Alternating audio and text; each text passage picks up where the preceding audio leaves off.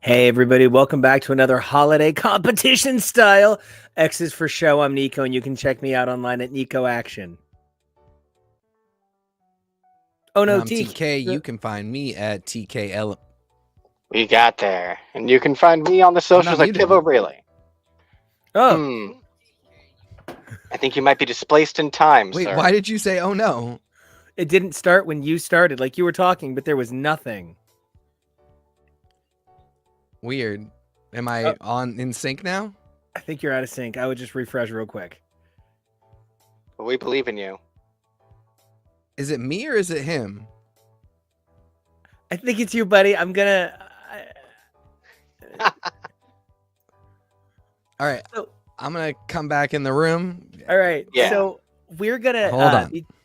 We're going to be taking a look at a bunch of holiday classic toys from the last couple of years that, the last 30 years, when you think about major holiday toys and you think about classic major holiday events, I mean, for me, one of the big things that I think of all the time is the Cabbage Patch riots and the cultural event that was. So there's a whole lot of things that we are going to be talking about in the history of holiday gifting and holiday toys. Now, I do also want to mention that I talked a little bit about holiday toys. It's holiday toys, and so I had to get picky. But hey, you're back. We missed you. Am I working? Yeah, now you're all synced up. Looking cute, sounding cute. You're ready to go. I got my new Magneto headband on today. Well, that messed up the signal. There you go. Magneto. The master magnet. That scamp. That scamp. Yes. Hello, Tori. So, okay. Now that we are all here and congregated properly, let's talk about why we're here. Today, we're going to be taking a look at some of the biggest Christmas toys ever. And one of the things that made or holiday toys, I'm so sorry. It's so funny because where I'm from, it was definitely a Christmas area.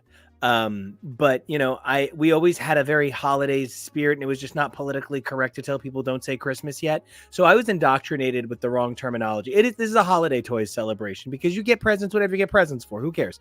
Right. Yeah. It's still the cool fucking toy, isn't it? Right. So, we're here to talk about some of the biggest toys.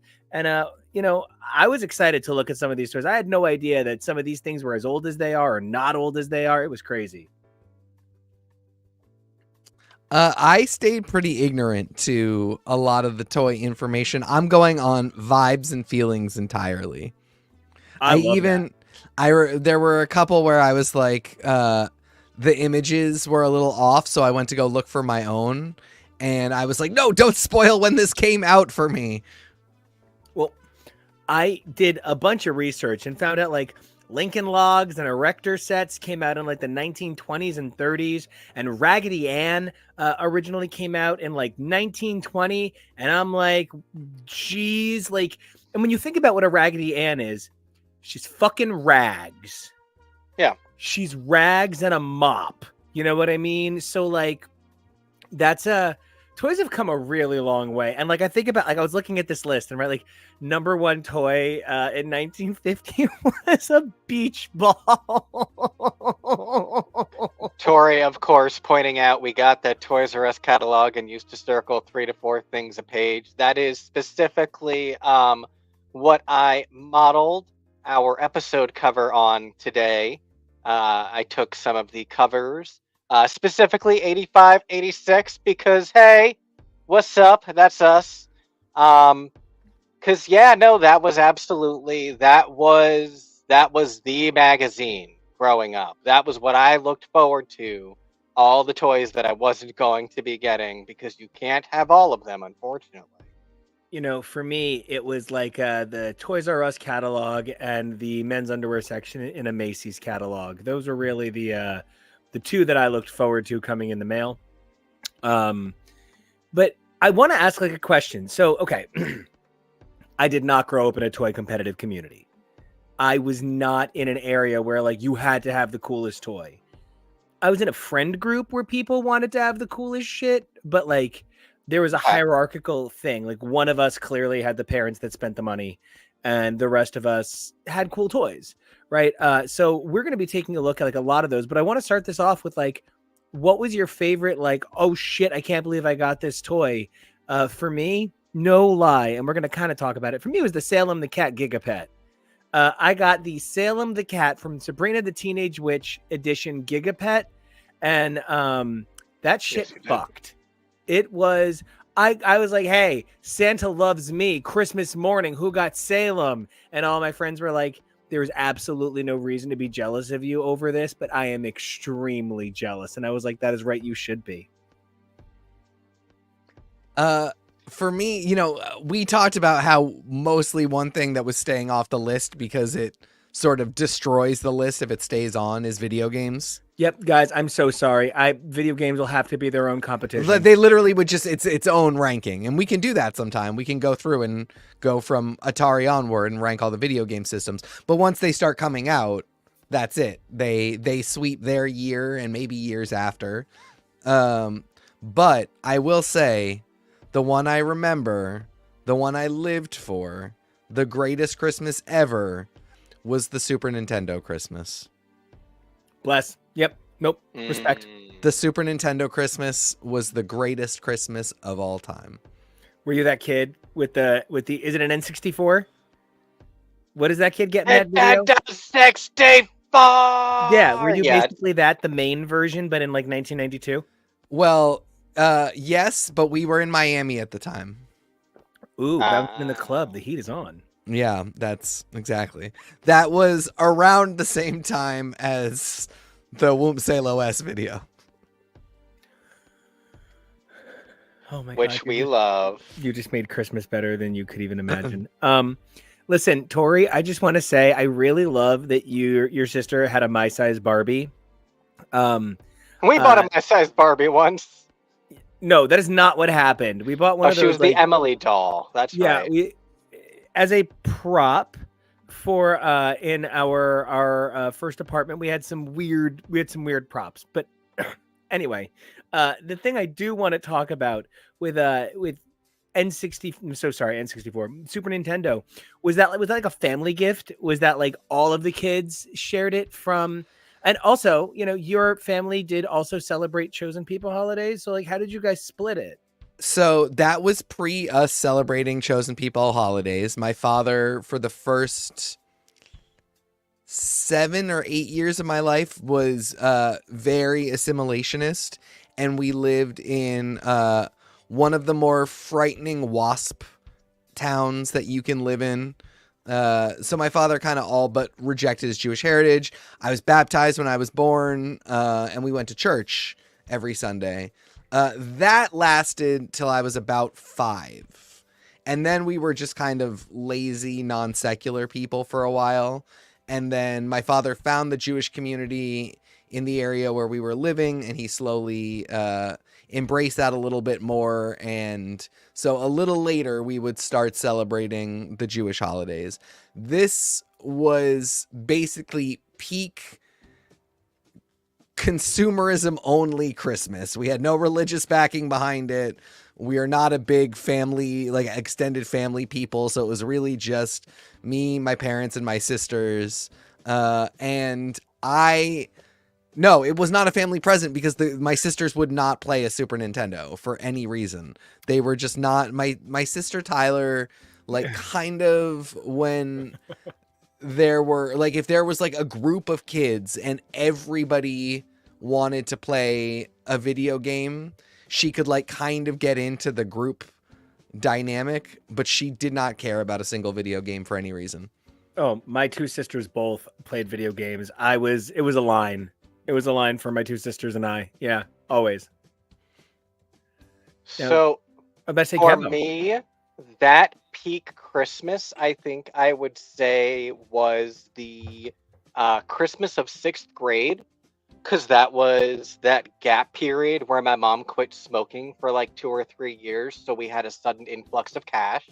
Those were Uh, stressful times, though. you weren't there, you wouldn't know. I Actually, remember it one wasn't that time she quit smoking. Yeah, yeah, sure you do. Sure she did. No, this was like a legit 2, 3 years, and then her brother Michael gave her a cigarette at Thanksgiving, and she went back to smoking. But like, that was the year that we went to Disney World when I was in middle school because we could afford things again. It was crazy. And so that was the year. Well, first of all, I have brought up for both of us. I have your Salem Gigapet, and I also have the Gigapet that I got, which was the Yoda Gigapet. That thing is so fucking cool. Look at the shape of it. Yours? Yours. Yeah, no. But here's the thing. Now, retroactively, I think it's cool because Grogu existed. But at the time, I wanted R2-D2. I didn't want Yoda. What 11-year-old wanted a digital Yoda pet? And then my mom smashed it with her bare hands because she's bipolar. I would have But I would have called it Sophia and just pretended that it was Sophia Petrello, the digital pet. didn't watch it. Didn't watch it. But this, the Christmas of 6th grade was my big influx Christmas. And it was the year that I got all 4 Beetleborgs Metallics figures on their motorbikes. It was the year that I got the Haunted Hillhurst house set. I got the Data Blaster from the Beetleborgs toy props. I got the Data Bonder. I got all sorts of awesome toys. And I was already in 6th grade, so I really shouldn't have been getting toys like this at 12 years old. But Same. I was still the kid who wanted all of these things, and so that was super cool. And that's certainly, for me, one of my favorite holiday toys and favorite holiday Christmases for toys and for presents was 1998. That was a good one. 7. The year that you got these, I also got some equally. You kind of thought they were maybe a little too young for me, kind of toys, and I still love them. I also want to say, Tasty Cake. The Sears Christmas catalog had their exclusives. Sadly, you didn't take care of that Star Wars stuff, but getting lost in other toys, which I regret. Dude, I'm the same way. I ultimately would go back and replace a bunch of my classic X-Men the Animated Series toys. I would go back and replace a bunch of my classic Zords. I would go back and replace but there's like stuff I can't replace. Like someone loved me way too much and bought me a full-size Serpentera. Which is legit. It's like, it's the size of my fucking leg. I mean, it's just gigantic. You can't replace it because nobody's selling it. And if they are, they're selling it for like $400. It's like trying to get a Titanus. Just don't bother. So I know exactly the feeling, dude. I had and I think it was a limited edition by Avon set of X-Wing and TIE Fighter models that I had on display. Did not take good care of them. Regret it every day. So, all right. All right. Okay. Are we ready to do this? You want to jump in? Talk some toys? Well, this time, TK, you are on mute, and I see that because it says it. So... I definitely am on mute this time. Yes, let's do it. All right, TK, you want to explain the rules a little bit and the super cool program that you brought to our attention? Yeah, we're using Tier Maker today. We're Tier Maker Live, and we're leaving this one up for a week, by the way. So we're going to be encouraging people to vote. We've already got some people in doing their rankings, but we are just going to go through a list of 16 toys. We've got ranks S through D, and we're going to go one at a time. We're each going to put in our own vote, and your votes will all be counted on the same list, and we will see where we rank these toys. But this isn't one of those ridiculous American democracy situations where your vote only technically counts in part as long as other people want to uphold your vote. No. Here on, here at the Action Pack and on X's for Show, your vote counts, and we're going to talk about these results in a couple of weeks, and we're going to say if we got it right or wrong as far as our audience is concerned. Yeah. These two beautiful men are both, one of them eagerly and one of them just fine with it, have agreed to do a bunch more holiday programming. So you have not yet seen the last of these holiday onesies. So just hang in. We're gonna have a really good time. But let's take a look at some voting now. I want to double check. Should I be voting myself using Tier Yes. Maker as well? Yep. Ah, Just like we I did feel last we know time. The process. Well, for new people, I just want to make it accessible for our new competitors. Everybody follow the link that Kev was posting in the chat. The link is also up on our Twitter. But yeah, follow the link. You submit your own vote. You rank the toys however you want. You can wait and vote along with us because we're gonna do each one as we get to it. But you also can just blast right in, rank them all in 5 minutes, and then just hang out and see what we come up with. All right, so let's dive in. Yeah. Now, I originally had these organized by year to make it easy to pull up the images. I'm not sure if they're by year in the. They are sitting by year in Tier Maker, but it kind of doesn't matter. I mean, I can. Okay, so then let's kick things off with. Oh, I see where I'm confused. Yeah. Okay, so let's kick things off with our first one, right? Oh, I love Tori jumping in with I love this tier site, so easy to use. Yeah, we love Tier Maker. All right. So up first, we have, I think this one is Masters of the Universe. Now, this one is from 19... No, first one is Star Wars, Bubba. It's in the right order. Oh, the image I have is Masters of the Universe up on my screen. Like when I go to Tier Maker, the first image is Master of the Universe. You can see... It's here. You can see it as the Star Wars figures. Okay. Good to know.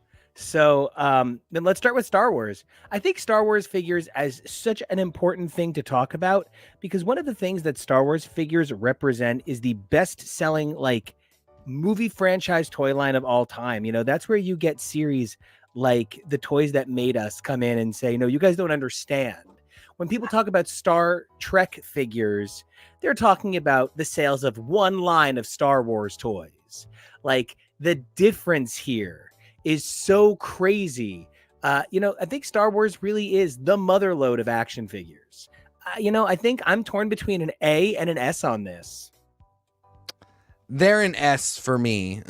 These are, maybe it's just because we want to play with Star Wars toys. Like it's just great to, when you're a kid and all you want to do is like the only other one that I would put at this rank for me in terms of action figures, in terms of just what I wanted to do was the X-Men toys.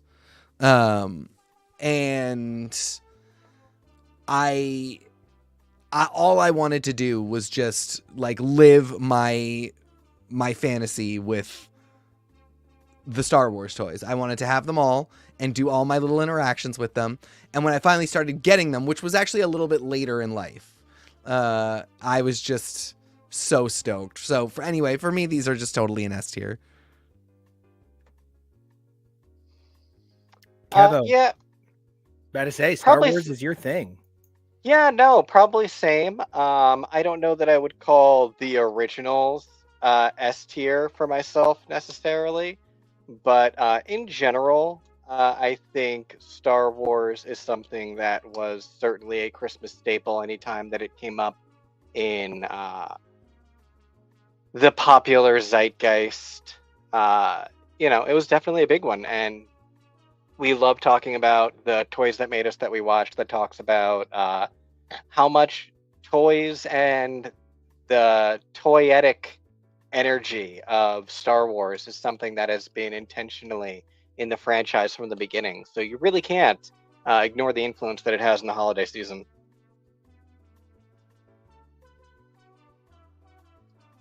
You're muted. So we went back and decided to get a better idea of some of these classic toys in their classicist form. So we literally watched 1978, 1979 commercials for a bunch of these products. And it is amazing how quickly you see them scramble to make an acceptable number of action figures. What was one of them, Kevo? It was Frogman or something. It was Oh like yeah. it was like Luke Skywalker faces off against Greedo and Walrus Frogman, Man. Walrus Walrus Man, Man. where you're just like they Yes. are flailing. There's not enough cannon. And then there's stuff like how many like accessory toys it is. I remember my parents being like, "Oh, all these dumb accessories your toys come with," and I'm like, "No, guys, like it turns out all of your fucking toys did too. So calm the fuck down." You know what I mean? Yeah. I just think that's really funny. And my parents never said that. You know, they were never like, but like that general sentiment of like, there's one action figure and 13 accessories. No, it turns out that's always been the thing. Yeah. So, all right. Now, so what's the ultimate vote here, guys? I think I'm going to say A tier, just because there are so many Walrus Mans. Yeah, I feel you. So many of the man are walrus. So that's my take. I'm going to go with Walrus Man. I definitely get it. I think, looking at the whole list, and really thinking about what S tier means for me, this is really it. This was my fantasy was just to play with these specific toys. Yes, there are a bunch of duds, but as long as you've got a Vader and a Luke and a Leia and an R2, you've got a party. You've got, duels. Yeah, I really agree. And I think most specifically when it comes to the fact that looking at the whole list that we are going to be going through, I think for me, this has to be S tier. I think there are other ones that might be more S tier for me on a different list, but this one is S for this. I love that. And it's one of those things where like, if you didn't have that experience as a kid, you might not line up with it. Star Wars, you have so many ways to have experiences with. You might not give a shit about Star Wars movies, but maybe your high school band that you were in, because it was band or typing class. And so you were in band and you sat third chair oboe, and you one time had to go, mer, mer, mer, mer, mer, mer, mer, 15 times at a holiday concert. You might just have that relationship with Star Wars, and that's enough. Yeah. Oh, what you got? Do you already have a transition? Because I was going to say, well, I mean, going from one to another. Well, I was actually going to say, like, for me, I think Simon lacks that sort of universality. When I saw that Simon was a best-selling toy, if not the best-selling toy of the year 1979, I was, first of all, shocked that Simon is that old. Not like I think that, all electronics began in, the year 2006, right?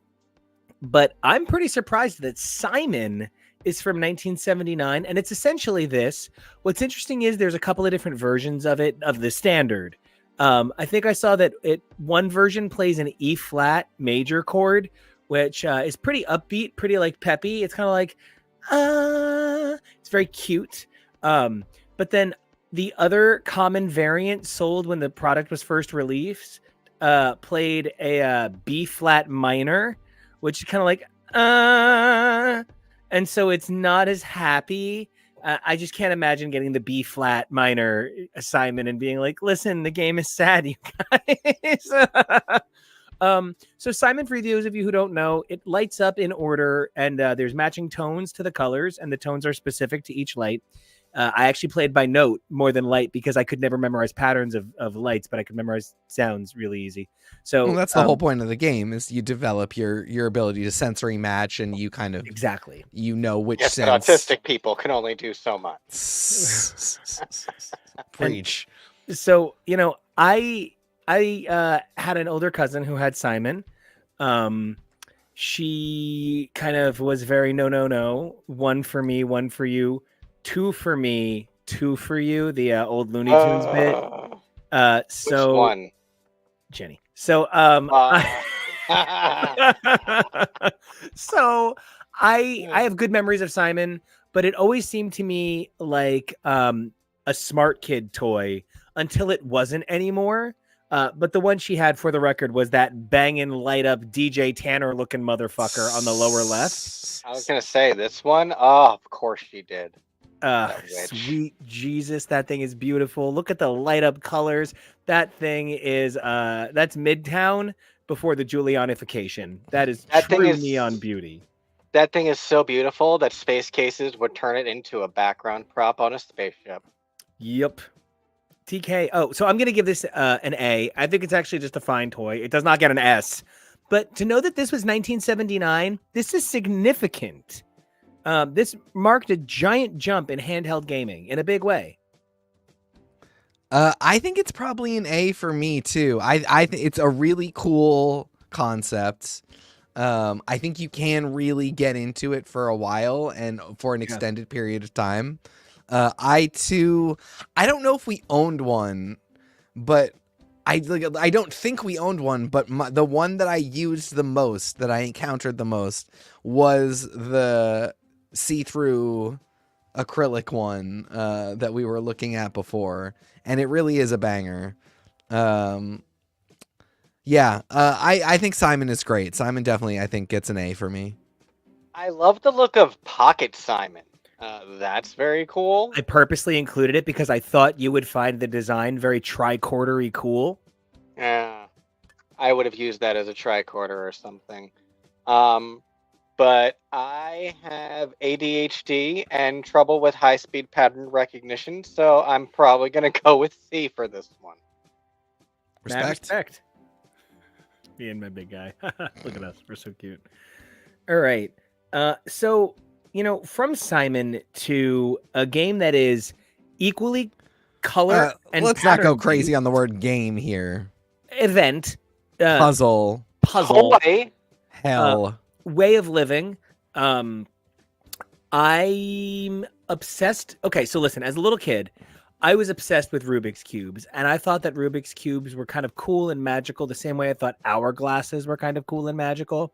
And then I grew up and I turned like 11 and I discovered Hellraiser and I discovered the puzzle box. And listen, now Rubik's Cubes ain't got nothing. So I'm kind of over them. But I did a lot of research on cubing and like the whole world of fucking Rubik's cubification.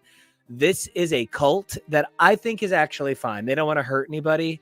I think Justin Bieber is a big cube person. Whatever. He's actually also a drum virtuoso. The guy's actually unbelievably talented at playing the drums. It's really weird. But Rubik's Cubes go up to like a dozen sides. There are some really weird shaped ones. The one that really blew my mind is now there is a color changing one where you have to hold it up and you never see all of the same color at the same time. So you have to hold it up and compare it by multiple color refractions. It's a nightmare. That said, I like Rubik's Cubes plenty. I think the concept is great, but knowing that it's a mathematics solution and not an actual your brain is amazing. I'm going to give this a B because the novelty versus the frustration versus the people who never shut up about having completed one. I'm giving it a C because this is about whether or not I like it. Whether or not it's a toy for me. My vote is C. I don't care about the Rubik's Cube. My brain does not function on Rubik's Cube. I'm sure I could go on Wikipedia and learn how you do them so that you can solve them. But for the first 20 years of my life or whatever, there was no Wikipedia and I didn't know how you solved a Rubik's Cube. So for all of my toy buying years, the Rubik's Cube was not really something I was into. And you don't have time for that nerd crap. You're busy getting laid. Exactly. So yeah, no, I'm not here for the Rubik's Cube. She's out. Oh. I also loved Pyramix.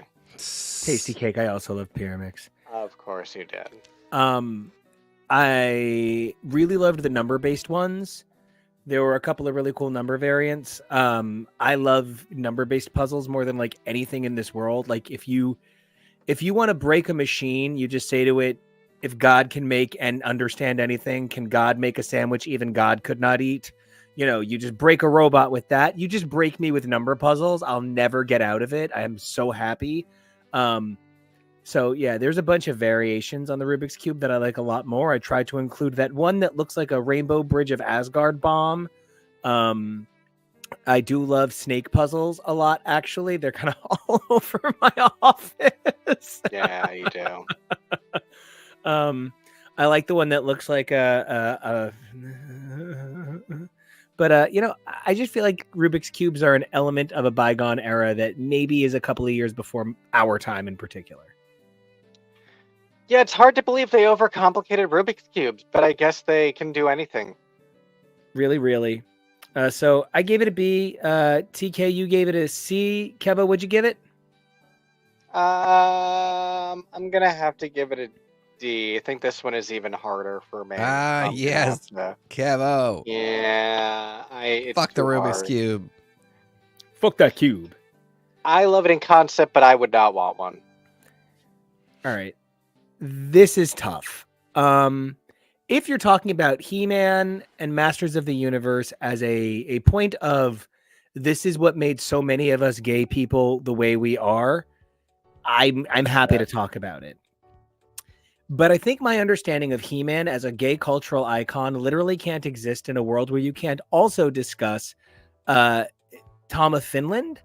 Like, I think that intersection of the harness and the body and the dominance, I think the conversation about He-Man as a gay cultural icon is so beyond this toy line that I kind of have to even like separate my own personal feelings on queer theory for this one. We watched a bunch of commercials for this. I've also done, so as a kid, I was obsessed with He-Man. Let's not talk about it.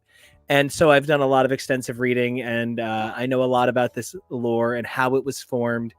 It was formed by fucking accident. Everybody just took turns throwing shit at the wall. Marvel did their comics. The back of the toys did their thing. There was a little mini comic in some of the toys. The animated series did their thing. The movies did theirs. There's no rhyme or reason. They originally don't even make it seem like He-Man is versus Skeletor. What I will say is the line of figures was inventive in how quickly it replaced itself. Oh, that He-Man is old. You need a new He-Man.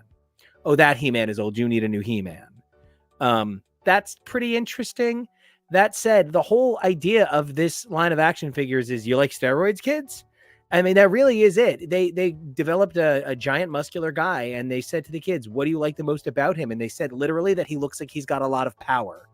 That's why he says, I've got the power. That's it. He is literally based on doing something kind of lowest common denominator in a way.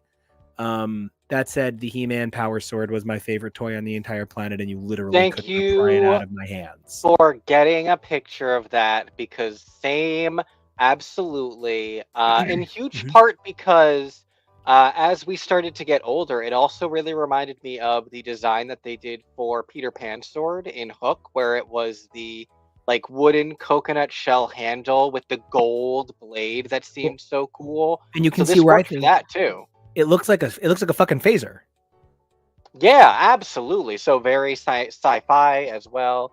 I loved that sword. I had that. My sister had a pink She-Ra sword and shield that did nothing. It was just hard plastic pink, but it was a cooler sword. TK, how gay or not gay did He-Man make or not make you? None of my homosexuality comes from He-Man, weirdly enough. I was not a He-Man person. I don't know how it escaped me, but Same.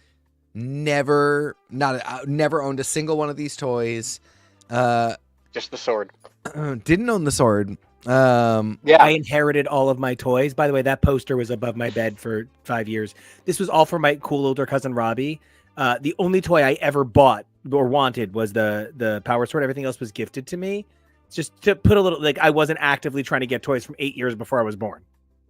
Mm-hmm. I always confused He-Man and Conan, and I only got the two together because Conan, the cartoon, had the Phoenix that was obsessed with pomegranates. Needle! Yeah. These are a D for me because I just don't care. Never just and like now I'm just like, He-Man, really? That's all you guys could come up with? She-Ra, at least now we have She-Ra and the Princesses of Power, which bangs, and you know, teaches children to be lesbians, which they all should be. So speaking of the Conan especially cartoon, the boys. Yeah. I just want to say, TK, I just realized for the first time, you're the human version of Grey Wolf. From the Conan cartoon? Oh my goodness. I don't know what that means. Graham Oram. No, you're great, man. I love your work. I hope that you were able to save your siblings. Wow. I've been read. Gosh. So I'm gonna give this franchise. I've never been more attracted to you. I'm gonna give this franchise a B. There were some really. I feel like I have to go lower. Well, there were some cool ones we saw. Like there's one that's like battle armor He-Man, and you can like rotate his chest plate to be partially damaged, really damaged, or fine.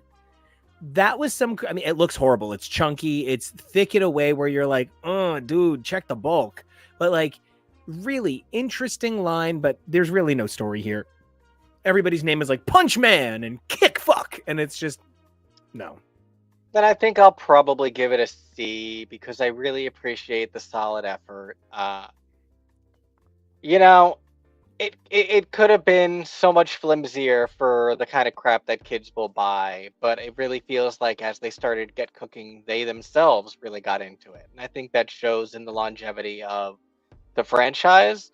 But yeah, same as TK, this was not one that grabbed me.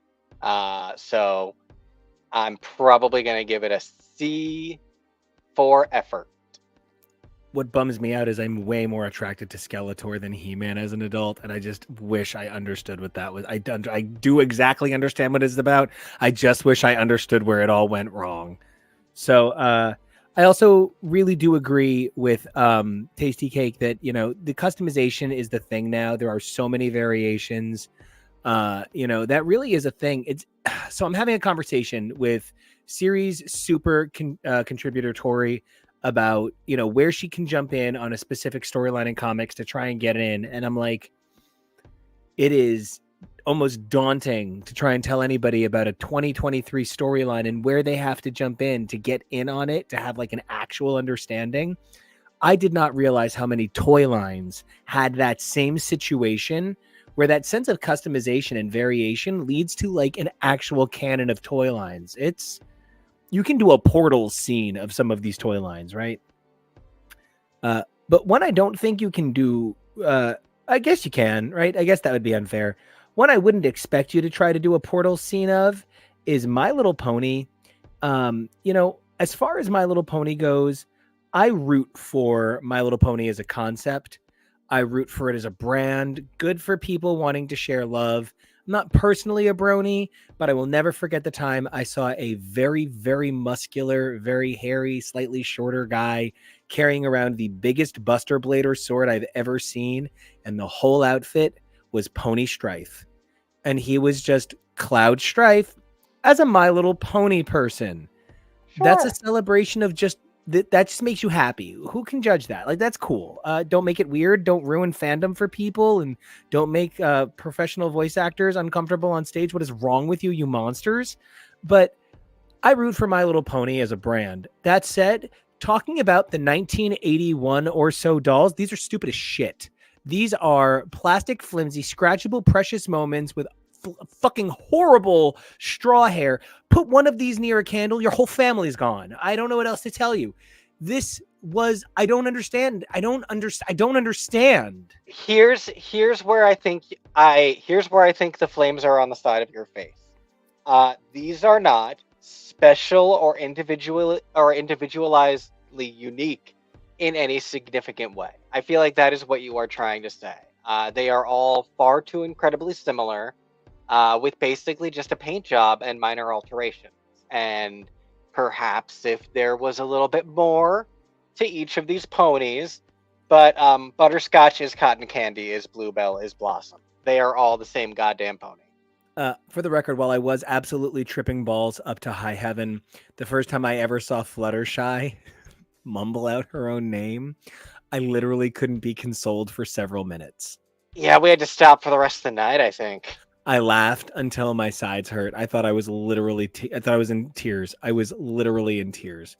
That said, don't ever go and watch a bunch of My Little Pony commercials from the 1980s because you will just hear that stupid little jingle over and over again. I love Tori's point of she was only vaguely a horse girl and that she wanted her dolls to have horses, but she wasn't obsessed with them. So you knew your dolls should be horse girls, even though you were not a horse girl, and I love that. TK, do you pony boy? I don't know. I think this is my other D. I looked at the list. I don't think I have any other Ds, but Nico, you said it. They're cheap. They're not interesting. I do, they did really interesting things with the property and the brand later, and the adult My Little Pony people that are cool and are happy are great. Really, it feels like a gateway drug to furrydom. So, in that same way that weed is great, but people who smoke weed before they start slinging crack are bad people. Bronies are great, but bronies who go into full furrydom and then like shit on the hoods of cars at conventions or whatever the hell horrible nightmare stories you hear about Marrying happen. a body pillow. Yeah, Kamiko Tan. God, we're coming for a very specific sect of James Franco fan, aren't we? Truly. So yeah, this is a D for me, dog. But I will say, looking at the list, I believe this is the last one of the night, unless I go ham on a certain 1992 toy. I feel very similarly, at least on this era of My Little Pony. This original, like, it's not even Precious Moments figures, because Precious Moment figures all look different. This is just the same pony in different colors of plastic. In the 90s, they start getting really into experimental ponies. My sister had one where, like, it had a knob on where its cutie mark was, and when you twisted the knob, her hair the tail goes around like a goddamn propeller. Jesus Christ. I also just want to say, I loved that pony. I wish that they had just taken what Kevo was saying and taken it a little bit further, because my sister had one that the hair like could grow and shrink on and stuff. So I love that your sister had like an action one. I wish they would have gotten more experimental. Maybe Tank Girl, the My Little Pony, or 3 Mile Island Little Pony. I just really feel like there were some places you could have taken it. I mean, and at that point, it's just Pop Funkos. Of horses. I give it a D. Of horses. Not my thing. Oh, I never voted here. C. Also C. I'm too nice. Okay. I have less nice to say about Cabbage because I was more a Magic Nursery kind of kid. I'll say this. My best friend when I was a baby was Nothin. Nothin, my Cabbage Patch Kid. And I loved Nothin. And I carried Nothin with me everywhere. Nelson actually came in like a little baseball outfit, and evidently I rejected that and made my parents get him like a cute little tracksuit. Love that. That makes sense. So this led to riots where people got violently injured. I don't get it. They're fucking weird looking in the first place. They all kind of look like Danny DeVito and Rhea Perlman at varying stretched outness. I think, and like, I don't mean that like Rhea Perlman's like a hideous, like she shouldn't be stretched out to these weird cupid proportions. No one should. I don't know. I think that they inspired the Garbage Pail Kids and I'm so sorry, Keba. What was the name of the one you mentioned a moment ago? Magic Nursery. Magic Nursery. I think that this was like a line that inspired so many other lines, means that it was at least sort of a kind. But I'm pro Cabbage Patch. I'm going to give them an A or a B. I just don't think they're terrible. I just think they're a little generic. But noticing that by the third commercial, black dolls were included in the commercial was as significant to me as noticing that from the first Star Wars toy commercial, there was a young girl playing with the boy figures. Yes, not just playing with Leia, but playing with all of the figures.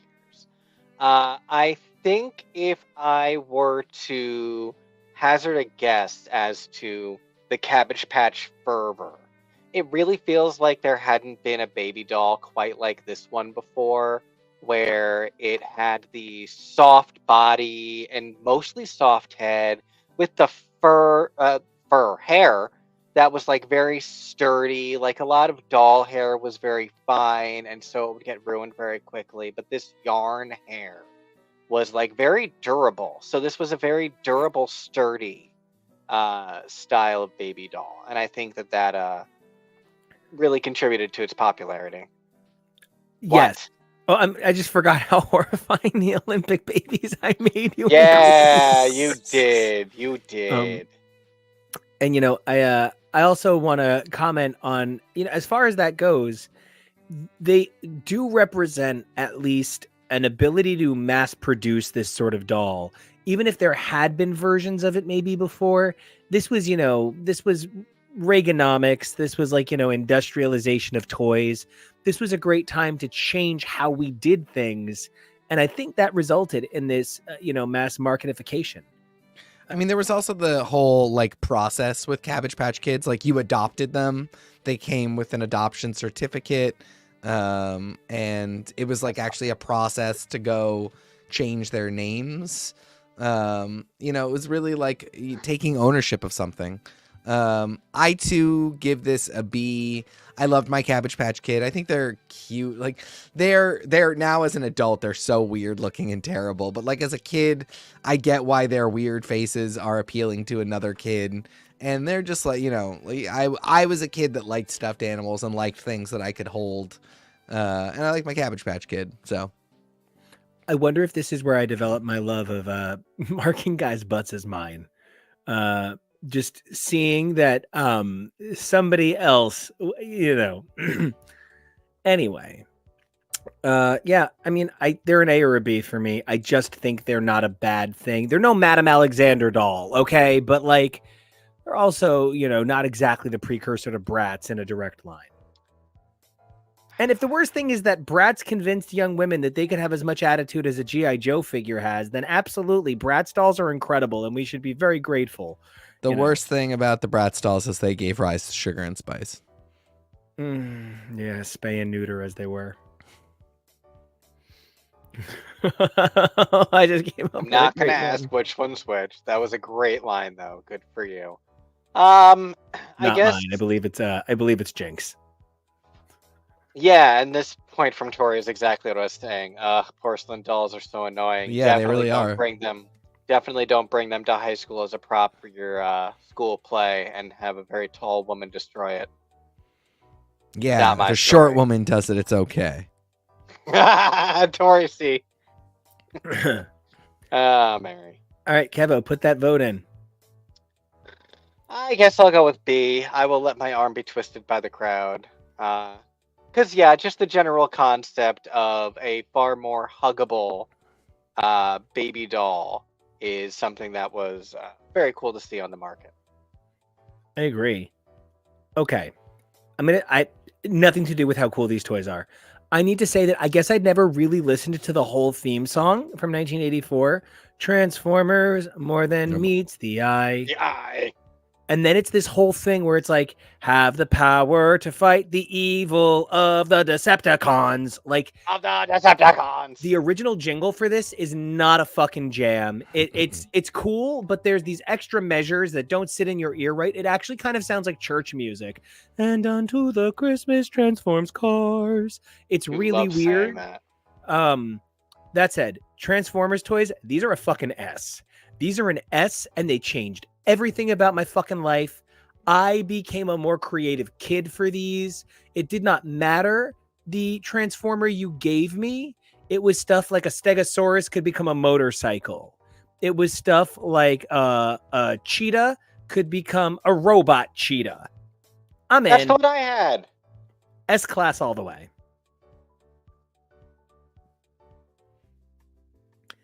Things can be two things. I wasn't into Transformers. I don't know why. I see the appeal of these toys. I see why they're great. I see why it's pretty impressive from an engineering standpoint and from a product standpoint that you get these multiple forms out of them. So I really respect it. I just was not into them at all. I mean, I can respect it. It just, it wasn't your thing. It's like, you weren't coming for it. You're not like, I wish all Transformers were canceled. I don't wish that. That said, I don't really know how to vote here because I have no experience with them and I have no connection to them. I don't think they're bad toys, but I don't think they're great toys either. I just and like I was never excited by them. I was never motivated to go get them. And I think in particular, I never really got the hero of the story. He's a giant Mack truck, and we all think that's the coolest? Yeah. It's basically like, what if Ving Rhames was his own car? I don't see the problem. I don't see the appeal. I You don't know, see the I problem. think- I don't see the appeal. Yeah, I think what I'm most surprised by in this moment is that in all of our conversations about where the Fast and Furious movies could go, we haven't said anything about Transformers. It's true. That's And a now I crossover feel we need. foolish. This is why I went with Ving Rhames and not Vin Diesel, because Vin Diesel is not Optimus Prime. At all. He is. No. It's about family. No. He's about The family, All-Star but like is the spirit of the race or whatever. Optimus Prime is sometimes about doing G-force. like the hard thing well. He's like, Hmm. I will decide that it's important to end the species as an entire whole to protect reality. Right? So like I feel like, instead, Vin Diesel's character in Fast and Furious, Dom Toretto, is very never leave anyone behind. You keep everybody with you because you're family, right? You never leave anybody, okay? That's Stallone, and you know it. Yeah, that's definitely still on. I honestly, if Vin Diesel's character in Fast and the Furious had more consistency, it'd be easier to do an impression. So, just I guess put me in space. There you go. So, what are you guys voting? Since you guys absolutely said absolutely no S Club 7 for you. I gave him a C. Kevin, what are you thinking? I'm gonna go D. For the record, I'm saying the word absolutely so much because earlier today, Keva was on another show and I was napping in the room and I didn't realize I'd fallen asleep while he was on the show and I slightly woke up enough to hear him speak. And he said he thought I was talking to him. And so just in the middle of him being on another podcast, I just scream out, absolutely, and put my head back down. But I really appreciate that you were professional on air, half asleep. That's like when I fell asleep while we were watching Scream and someone knocked on the door in the show and I launched into action. I was ready. I was on my feet. He was in the backyard before the person was even making the call from inside the house. I almost had my bat. I swear to God. Tasty Cake, S Club 7, hell to the yes. S Club 7. That is my jam. No,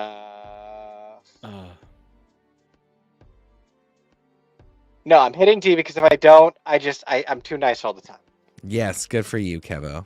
And now, because I can't give a D to the bear. No, hell no. Never. I actually kind of have to give this bear an A or better. And I just want to say, number one, yes, it is because if you know anything about me, I am a bear. I do kind of people are like, LOL, I'm going to make fun of people identifying as genders. And I always want to be like, many animals have genders. That's so stupid. You sound dumb.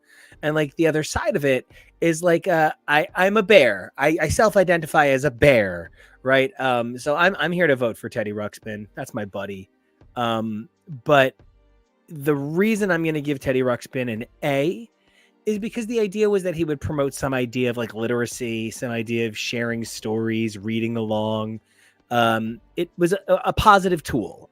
It's a little uncanny valley. And by a little uncanny valley, I mean, get the hammer. That said, I just need to vocalize the cool guy version of Teddy Ruxpin that they sell now.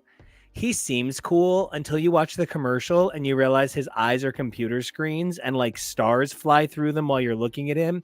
And he looks like he just killed an animal in Scavenger's Reign to become more powerful. It's really creepy. So I've got the graphics coming. It's deeply unsettling. But I'm going to give Teddy an A just in general because I think he represents a desire to make toys do good for kids.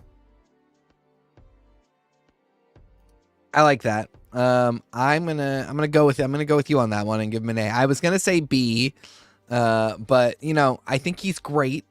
I always wanted a Teddy Ruxpin. I forget why. I feel like it was at school somewhere, but there was a Teddy Ruxpin, and I just thought he was so cool, and the fact that you could put tapes in him, and the fact that he grew up to be Kathy Geis's lawyer, I think is amazing. Thank you, Kevo. You're welcome. That was a 30 Rock joke, children. Guys, I don't want to sound stupid, but I was immediately going to try and take a toy car out of my mouth and then realized there wasn't a toy car in my mouth. You see, you 30 Rock. Prepared. 30 Rock was a TV show. Hold on, let us back up. You see, Tina Fey used to be a comedy writer. You see, Tina Fey used to support other comedians. So, So we love Teddy Ruxpin. So anyway, so it's an A for me. And so this is adorable modern teenage Teddy Ruxpin. Oh, for the he's record. cute. I like him. But his eyes are Right? at computer screens and like stuff flies through them. That is horrifying. But maybe amazing. Maybe that's a way to teach kids that LSD is okay. Yeah, I don't fully have a problem with that. I love this little Teddy Ruxpin that comes with another little Teddy Ruxpin. To read Yes. to. Obviously. I love Hawaiian Vacation Teddy Ruxpin. I don't know what this is. I don't know, but when I look at him, I expect Will Smith and DJ Jazzy Jazz's hit Summertime to start playing and somebody to hand me a Corona Light with lime. So he just looks like a cool guy. So this was my Teddy Ruxpin, for the record. I had this little dude named Skippy Scribbles, who was an adorable bear friend who came in a desk, and his arm was robotic, but his left arm was still completely plush. And you put the pen in, and to go with whatever tape you would put in, he would write things out, or he would draw a picture. So that's what I had in terms of bears with tapes in them. And I loved him. So specifically, just on that alone, obviously I'm going to have to give bears with tapes pretty high marks. I always wanted a Teddy Ruxpin as well. And frankly, I was always really fascinated by the Teddy Ruxpin TV show. There's like a ton of episodes, and it's like really trippy mythos. So I might still yet check that out someday. That's one of those shows that all of it's on YouTube because no one cares. And, I just want to say, Tori, I'd never considered this. Talking toys could be limiting for conversation. That had just never occurred to me. So thank you for pointing that out. There was a competitive adventure board game called Atmosphere, where the PH is an F, and the original version of it is a VHS. So like, you would kind of be a dick bag, and you would try and like, oh, I see that it's coming up on the 43-minute and 12-second one, where if you're next, you're screwed. And the rule book says, as long as you've rolled the dice, you're no longer next. So when it's coming, you throw the, like, you do kind of learn the toy. And I get how a speaking toy, especially at this age, could be limiting in what it is capable of giving back. And in that way, we've come a long way since Teddy Ruxpin for sure. So, all right. Kevo, what's your, everybody did their final vote on Teddy? Yeah, I'm going to go with B for bear. All right. Well, speaking for B for bear, to B for kind of bored. I love Jenga, Nice. but if you are playing Jenga with the wrong crowd, there's no point. Drunk strip Jenga is fun with people whose bricks you want to see, but like Jenga at like a social party is just sort of annoying because somebody always takes it too seriously and like flips the card table. Jenga gets a B for me because I've had S-class Jenga experiences and I've had D-class Jenga experiences. And so it just kind of got in the middle on it. I think you actually really nailed it there. Jenga can be the most fun game. And when you see somebody make a Jenga save that is like baffling to physics, it's so cool. But when you see that one girl who's like, I don't know, and takes the top one and suddenly the whole thing falls apart. And then the rest of the party is about comforting the person. Yeah. So, She's crying and you're screaming and yeah. But I think, it's one of those things so simple, yet It can be endlessly fun. It just can also be endlessly stupid. So I think B is perfect. And endlessly fun, I think, also because there's a lot of different variations that you can do with a game like this. Nico brought up a Donkey Kong Jenga. I don't know what Jenga Ocean is supposed to be. Is it So just that it's I made out of recycled fishing nets? yes, it is the first Okay. game to ever be made completely out of Nice. recycled fishing nets. Wow. And then there's also World's Smallest Jenga. I had Jenga Uno, actually. And that was really cool. You could only pull in certain orders because of what was next to each other. I have a very core memory of playing that with my grandfather once when I was homesick, and for some reason he had to come watch me. And Nico is aware of how weird that sentence is, so obviously that would be a core memory. And so like something like that. Like we have all those versions of Uno on that subject. Like Uno Jenga, we have a lot of different versions of Uno. So the when you can do variations and find cool versions, that's really awesome. But no, for me though, probably a D. I don't think this is a game that sits well with my patience or anxiety. All right. So I want to be real.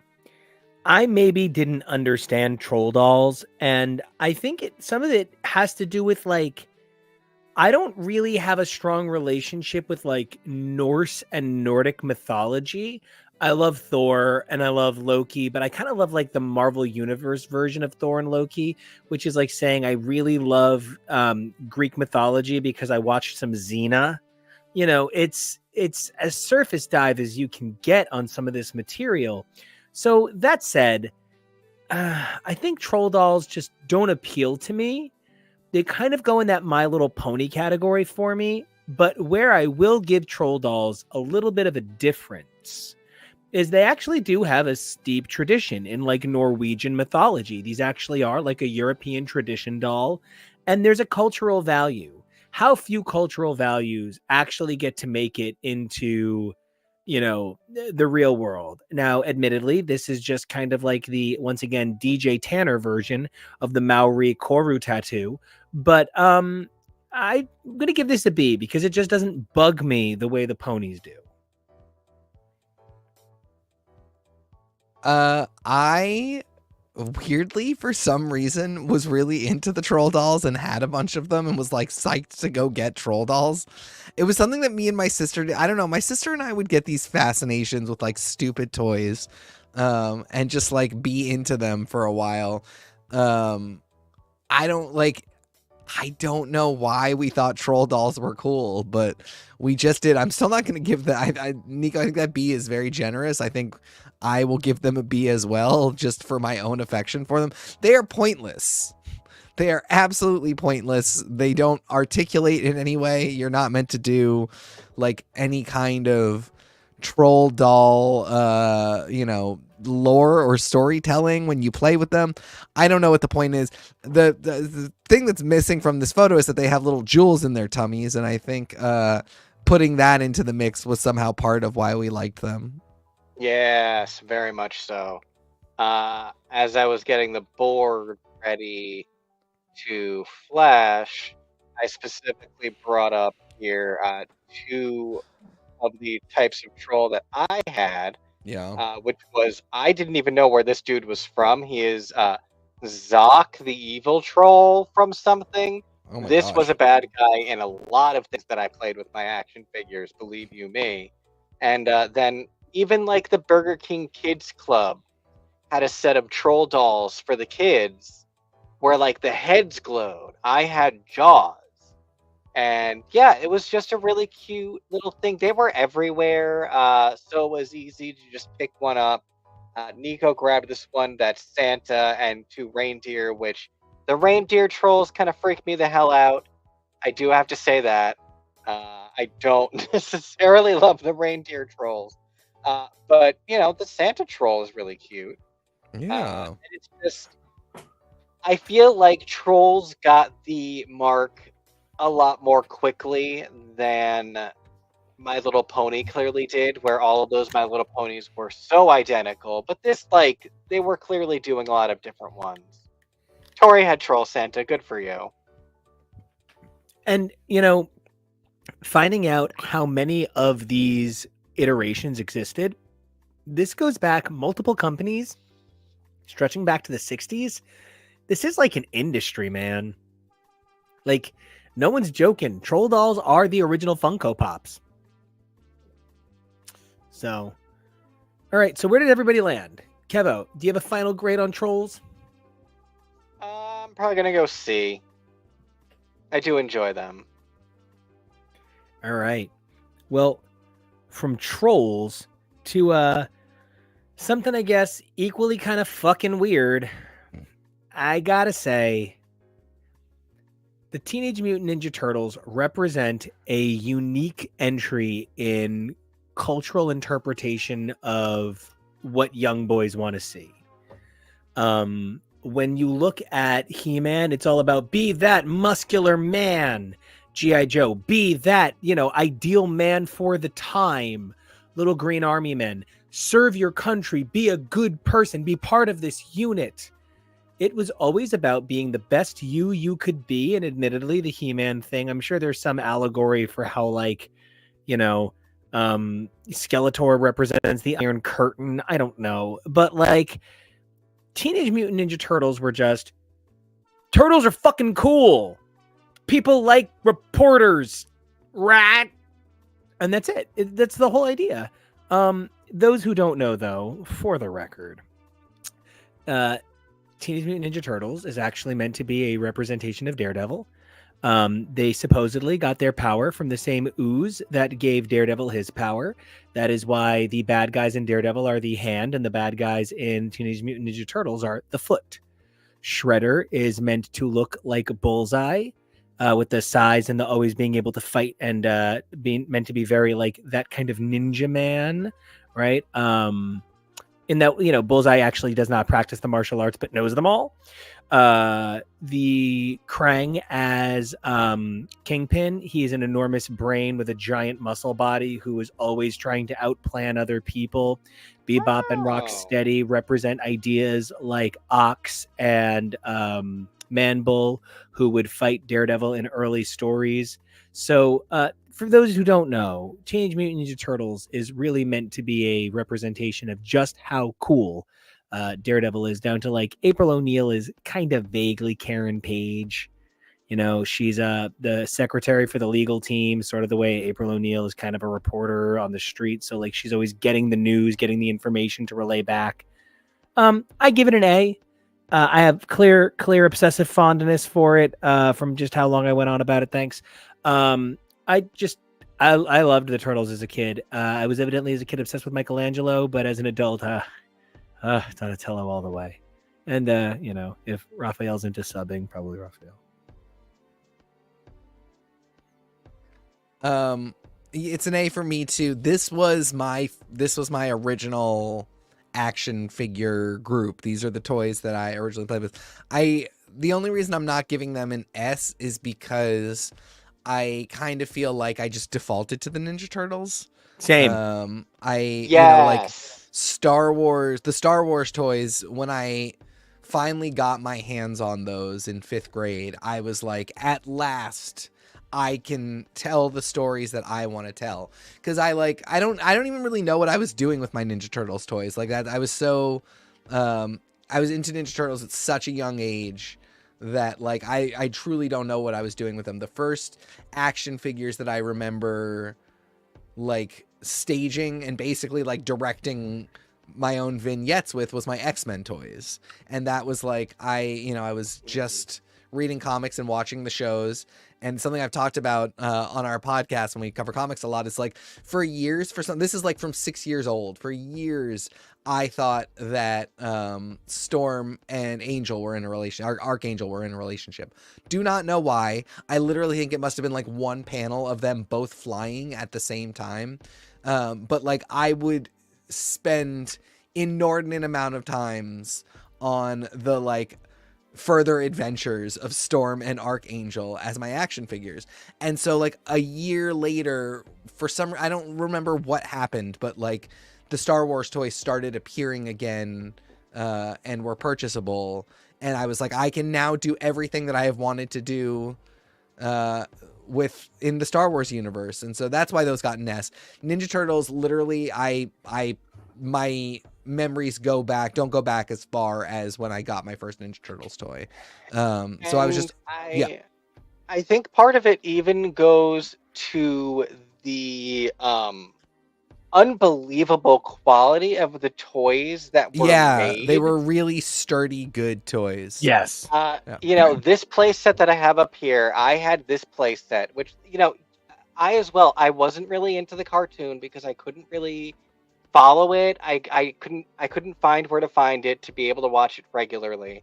I loved the movies, but they weren't really the same. No. But the amazing toys that were put out that were based around the cartoon, this play set for the sewer lair was bananas good. The fact that it had these two large pipes that this full Ninja Turtle figure could fit through, and they were not regular slender G.I. Joe smaller action figure size. They were bulky, so this pipe had to be big.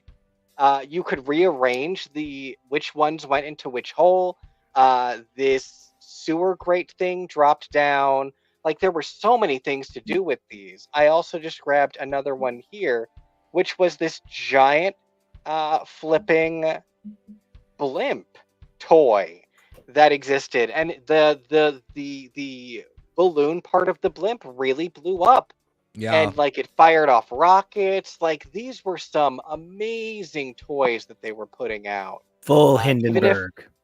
Even if I wasn't necessarily into the Ninja Turtles themselves, you could always just like make up your own any kind of story. Like you were saying about Archangel and Storm. If you're playing with it as a kid, you don't really care fully what the actual story is. You're not obsessed with the canon the way an adult is. So you're just kind of making up your own story. And these gave you some amazing ability to do. And I actually want to just add in, we actually found that this playset is really similar to a Star Wars playset from the 70s that had the raising and lowering little cargo bay for R2-D2. You know, we did a little bit of investigating. I had a van that had a pizza launcher on the top. You know, there were tons of really amazing figures here. What was interesting was, as we watched the commercial, Kevo was like, yes, that is I guess a minor character you have referenced before. That, like, you know, Turtles lore is something I know an unusual amount about. I try to stay a little bit current on the Turtles, just because number one, I super kind of worship Kevin Eastman's art, and you guys can hear me go insane about it on the podcast when he drew a story for Elektra. I lost my human mind. But I do want to point out that Power Rangers Turtles crossover figure set, you know, maybe it's just that I really do like my men built like that sort of like Dirk Caber, Rocco Steele, you know, hunchback look. But I actually don't think these Power Ranger Turtle mashups look enough like Turtles. They do not. I think maybe we just live in a world where like roid turtle shell gut is like too normal now, but these just look like big dudes at my gym. So yikes. But I that's actually a statement on people, not on these toys. These toys are great. I love this Tom that is so smart to turn that playset into. I love toy modding. Stuff like that is so cool. Yeah. I will say that retrogenic retro mutagenic ooze toy that you could buy, as soon as I mention it, I can already smell it. Yep. We actually watched a commercial That's for it. so funny. Yep. And I just want to say, Tori. Like Gak. Oh, Tori. Yep. The number of times I had to look excited about stuff. And as an adult, it's really funny. People tell me that like I'm great to give gifts to because no matter what it is, I'm always really excited because I just love presents. As a kid, this is also true. So I was the best at getting presents that I didn't want because in the moment I good did. for you. I loved presents. Good for you. Even if I didn't want it, it was a present, man. Somebody bought that for me. Somebody loves me that much. Are you kidding? That's crazy. Go ahead. So I wound up with a lot of things where people would be like, "Oh, you loved that," and then would get me more of it. So it's sometimes not even just what you don't not already what you like. Sometimes there's a false idea of what you like, and now you're stuck.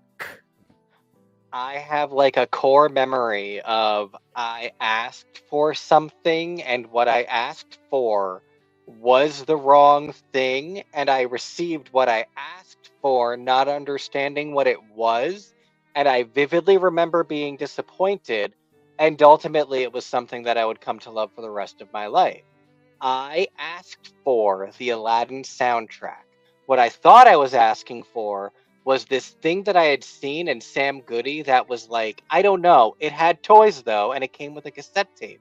And I thought that was a soundtrack. But I was just given the actual soundtrack. I didn't understand what that word meant when I was like 7 or 8 years old, so I didn't know what I was getting. Now anyone who knows me knows that I am obsessed with soundtracks, film and television score, all of that stuff. But I remember being disappointed. And now I always think back on, if only you knew. Still wanted that toy, though. This has nothing to do with anything, but if we're talking toys... Never does. Go for it. This morning, my parents got me the Aladdin, essentially Barbie. It came in this wide set box. It had a little Abu that clinged to it. An outfit change. Yeah. I really clearly remember thinking, I'm gay. His body is I'm having a psychological reaction to wanting to look like him, to wanting to be friends with someone like him. I really remember having like a psychological and like kind of talking to my mom about it and being like, he is a very muscular figure. He has a lot of muscles for a doll. And my mom being like, sure, I guess. And I was like, I also love that he has many outfits and I can dress him up however I would like and he can spend time with me. And mom was like, you carry around a purse with a microphone. This all sort of lines up with our expectations of your behavior, babe. Go have fun. We love you. And like, I didn't come out. I confirmed. Yeah. And, I love hearing you talk about that because so many of us had so many moments like that in our childhoods where like, it's why I'm so glad that we are seeing so many things that are okay for children that talk about queer things because it's so important. Because if I had had that language when I was like literally 6, I knew I wanted boyfriends and not girlfriends, and I would have been able to have that language from a young age. Well, speaking of a purse with a microphone on it. All right. Oh yeah, no, that is a fantastic You're transition. welcome. First, let's vote. First, we got to cast our votes on this lady with the purse and the microphone. So where? I already did. Mine was an A. A, big time A. Yeah, I guess I'll also go with A. I same reasons as Teak. I can't really give it an S, but it was so much about it. Even just the toys were formative. But to another purse microphone and something that was bizarrely formative on our generation and our youth. Why was this so formative? Because it was like it was a technological step that reflected ability to do what you wanted. Yes. But I am gonna make a statement. This was fucking Chad shit. Yeah. It was cool, but this was not amateur filmmaker shit. This was blackmail people with what they said shit. This was embarrass people, get them to say something. This was actually not a cool toy. This also didn't do, we were tricked by the film.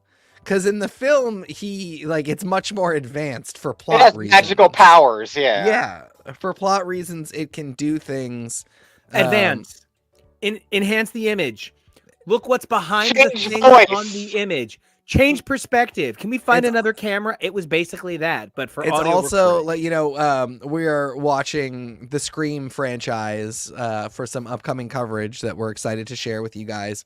And part of Scream 3 is the use of a voice box that is portable and, you know, can be used at any time, such that like a person in the same room won't realize that this voice box is being used. That is AI speech technology that we do not quite have perfected now, with language training models that take like 2,200 hours worth of input to get the voice sounding accurate to the person that recorded everything. You have to record every phoneme, every like transition between And phonemes. it's Hello, this Sydney. sleek, beautiful device Yeah, that's it's this one. clean and metallic. Yeah, it's this very simple disc, and it can switch between like 10 different characters in the movie.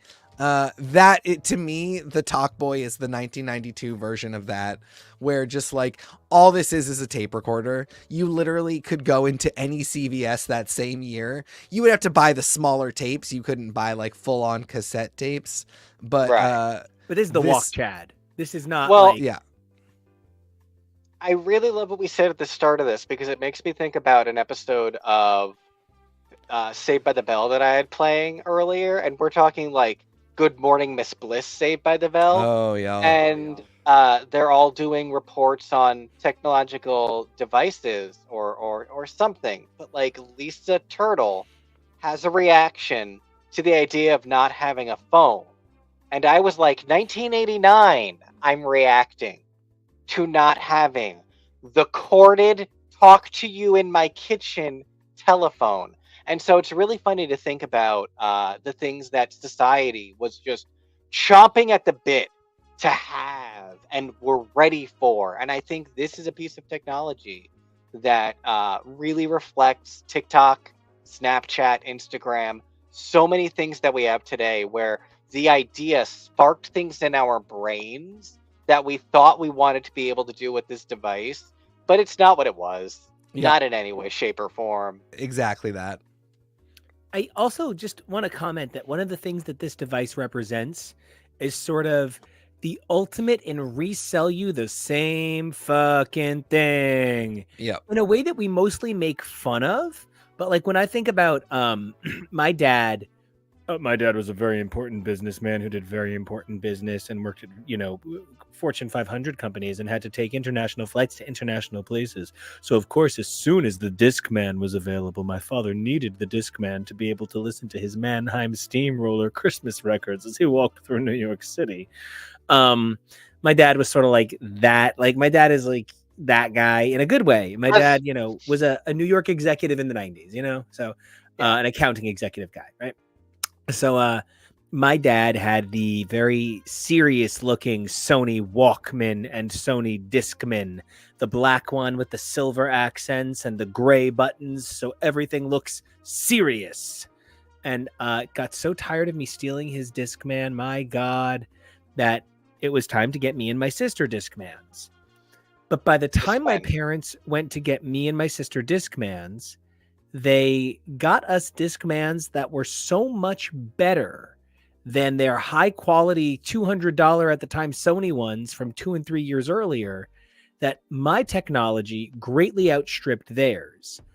But mine came in basically exactly that deluxe Talkboy model color set. Yeah. And that was my shit. Neon and see-through. I was such a fucking queer guy who like wanted to be Mask Miami queer, that very tan chest hair. Oh, hey, what's up, yo? Hey. Kind of like queer Mask. But like, anyway, point of my story is just Talkboy really understood how to remodel the same thing 100 ways that you really wouldn't see until like CD companies and CD manufacturing disc makers would make those like, that exact color set Discman 5 years later. I had the Mr. Pibb version of the Talkboy. I had one or two of the Yak Backs. Yes. I had the Yak Backs that specifically did it backwards. And I had the pen as well, and the pen kind of had the same styling as the deluxe Talk Boy, where so many things had that neon colored clear plastic so you can see inside the thing. I think that also was meant to, one of the things is like old technology was meant to look very pristine and clean and classy. Think about what the Atari looked like. It looked like a piece of furniture in the 1970s. It looked like it belonged in your living room. But as the 90s continued and we started to see the future that never was, I think, things like the Deluxe Talk Boy and these intense color choices really did take hold. I mean, even look at the Talk Girl, Tori, if you're still with us, I would love to know your opinion as, first of all, frankly, you are the Simon to the Alvin that is Kevin McAllister, right? Yes. In that you would never want to get in trouble. You would want to do the right thing. But I could still see the Talk Girl still being something that appealed to you. Do you find the idea that the Talk Girl was like this sort of pink and purple? Frankly, I would have preferred the pink and purple Talk Girl any goddamn day of the week to that fucking gray and black nightmare. Though, frankly, the blue one is really me. Exactly, the deluxe one, same. But Tori, if you're still with us, whenever it's good, I would love to know your thoughts on the fact that the Talk Girl had to be manufactured differently because it was still at a point where we were calling it Talk Boy and Talk Girl. Now it would just be called the iTape, like the iTape, or like something that doesn't have a boy or a girl. I actually think for me, I probably would have wanted that Talk Boy TikToker. I think I would have wanted to pretend that was a Power Rangers communicator very badly. Same, but Tori just comes in with the best answer ever. She read Harriet the Spy and was too paranoid to keep a journal. The secretive life. Never had a journal, except journal. I give this a C. Yeah. And just because, like, it's exactly what you said. Kevo, it inspired everything about our present, but what it was not great. Yep, it was a C for me too. All right. I'll keep up the trend. Oh, here we go. S. We could talk a bunch about it, but the idea of the Zords, the idea of the flip head Rangers, the idea of the action figures, everything about Power Rangers, we've covered it in depth on this channel. Some of our favorite broadcasts include Power Rangers material. It's just a fucking slam dunk, man. Out of the park across the board. I feel like I should say A only because I never really got to play with them. I never got into them. I was just too old. You're already busy having cigarettes and kissing babes. It was just before that, but right after I was like, I think I'm done with action figures. I will keep the X-Men ones around because I already have them, but I will not be investing in more. But my beloved partner, as an adult, was like, no, I want them all. I didn't get to have them as a kid, and so has invested quite a lot of money in the Zords, and we have a ton of them, and they are very cool. And in the spirit of Christmas giving, I will give them an S. They are freaking amazing. And we do have Serpentera as well. We also have Pyramidas. You have Pyramidas? Yeah. Oh, you're so cool. It's Jake that's cool. I don't want to break in or anything, but I'm developing special holiday traditions with Jake this holiday, and That's it makes so me so happy. So I cannot say enough positive things about my wonderful partner-in-law, who is going to be covered all over our amazing Lego unboxing. Yeah. And that's the thing too. We're family, so if you guys have it, that means we have it now. So exactly. So you can come over and play with Pyramidas anytime. So one of the things that I had was this tent on the right here. Oh my gosh! Did it come with that misshapen child? No, but I did also have that sleeping bag that's in front of it. I don't think that I had anything else that came with it. But yeah, I had the angled roof one, not even the dome roof one. I slept in that one for like 2 months. That's really cool. I had it set up in my bedroom, and I slept on the floor in the Power Ranger sleeping bag, and Beth and Walter let me. Oh my gosh, I'm so sorry. Just real quick, Kevo, speaking of amazing cool memories, here's a TK over here with has like a crazy number of Power Rangers toys and has a Pyramidas. Ooh. Nice. Good for you. Good for you, sir. Sounds like you got the Pyramidas touch. God, what just sampled Midas touch? And I had a psychological breakdown. It was something Carly, right? Yeah, Shy Boy. Yeah. Thank you. Oh man, I had a psychological breakdown when I heard that. I'm gonna Anyway. refresh real quick. Okay. So while he refreshes, just since we're on the subject, all right? TK. What? My special canon, right, for my figures was that because I had a handful of Wolverine figures, Yep. and I had a couple of Jean figures and a couple of Cyclopses, I actually had it be that they were multiple versions of the same characters. I had them be that they were the comic book characters meeting the TV show characters. I also had a black armored Daredevil. I had Dazzler with the roller skates. I had Juggernaut, who also came on roller skates. But because my pickings were slim, and then there was like weird things like the scale on some of them was just a little off. Like the early Juggernaut figure was a little smaller than some of my buffer cables, and I had a couple of cables that the face came off, right? Anyway, so I really appreciated your Archangel Storm story because I definitely had my very own similar stories. I love that. I think that that's the joy of action figures, and that's how we really build creative minds as kids. I agree. So, I know you S'd it. I know I S'd it. Kevo, are you going to S it? That's like the story I told you earlier where I accidentally had been given 2 Tommy action figures, but one had like kind of a wonky joint, so I had it be that he was like battle damaged. And he was like the Tommy clone from season 2. So yeah, there's so many fun ways that you can inventively and creatively use your toys. Obviously, this one for me is also going to be an S. It was never a question. Never. And just so you know, Tasty Cake, in my opinion, the greatest character ever created in like children's media is Corone.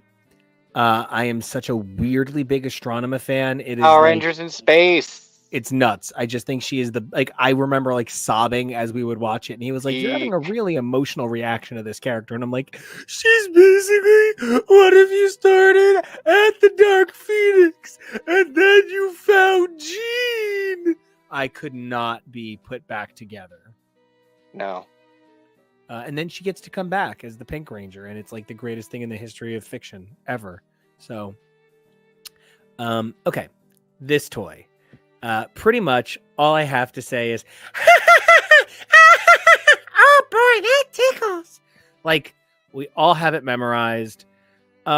This is the toy that launched 1 billion toys. It's an A. Do I love Tickle Me Elmo like it's my own child? Certainly not. But Tickle Me Elmo is one of the most recognizable toys in our generation. And if you do not appreciate Elmo as a character, I just recommend you go on YouTube and you find the one version that's out there from the original 1997 Elmo Palooza, and you listen to Sean Colvin and Elmo sing "I Don't Want to Live on the Moon." This toy is childhood for me. I was lucky enough to be 11 and got to look after my newborn cousin, who as an adult is like my brother and one of my best friends, and I'm just so lucky he's in my life. And like genuinely taking care of him when he was like a baby, and him loving his Tickle Me Elmo more than life. But like all of us losing our shit over it at the dining room table every time he would play with it, thinking it was the funniest thing I've ever seen.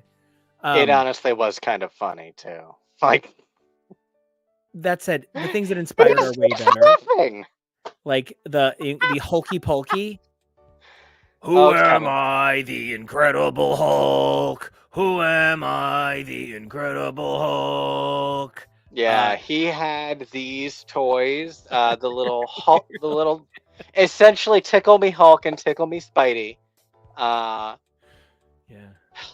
Those are so me. Oh my god, they're so stupid and they're so me. Oh my god, that green guy is what you look like on the inside, and the little He Spidey. really is. is definitely Jonah. And TK is TMX. I'm Barbie TMX. over there. You're A TMX A real Barbie over there. whore. I'm promising you, she has a Tickle coke Me problem. Extreme? What is TMX? God. It's the 10th anniversary limited edition special Tickle Me Elmo that had multiple 10 points of reaction for the 10th anniversary. Too much ecstasy. That's how you know it's me. So I was gonna give this a D because I think it's really annoying. I love Elmo, and nothing will stop me from loving Elmo. I thought you were a Grover, but I guess you're an Oscar the Grouch. I told you I was an Well, Oscar you the are Grouch Oscar the Grouch. 3 We know days that. ago when Kevo posted that photo and was like, tag yourself. And I said, I am Oscar, obviously. So that is not hidden news, friendo. I am upgrading it to a B because that story was very sweet. And while I did find the hype over Tickle Me Elmo horrifying, and I think it is an annoying toy, I do see the other side of how it was like super special to a lot of kids, and I think that's beautiful. So it's getting a B because I'm not a fucking Grinch. I'm a Grouch. There's a difference. Huge difference. Nobody has ever opened their heart to Christmas like this guy. Yeah. But I don't want my heart to grow 3 sizes. That will kill me. That's You why hear me, cycles Santa? are very important. Yes. So yeah, You it's a B. know, I love that you opened the broadcast talking about the Cabbage Patch Fever because I don't remember any of that. I don't even remember. TK I don't is even. incredibly huggable. Yes. I am. I don't Okay. even remember it retroactively.